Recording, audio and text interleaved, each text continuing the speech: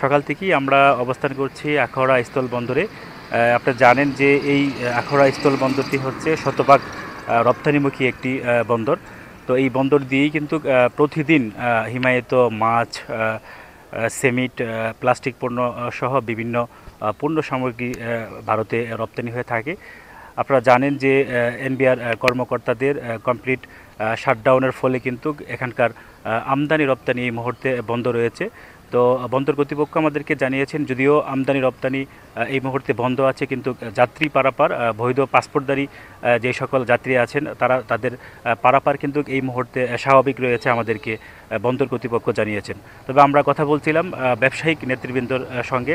তারা জানিয়েছেন এনবিআর কর্মীদের কমপ্লিট শাটডাউনের ফলে কিন্তু এখানকার বন্দরের যে বন্দরের আমদানি রপ্তানি কিন্তু এই মুহূর্তে স্থবির হয়ে পড়েছেন। ব্যবসায়ীরা জানিয়েছেন দ্রুত এনবিআর কর্মীদের কমপ্লিট শাটডাউন প্রত্যাহার করে আমদানি রপ্তানি যাতে সচল হয় সেজন্য কিন্তু তারা দাবি জানিয়েছেন।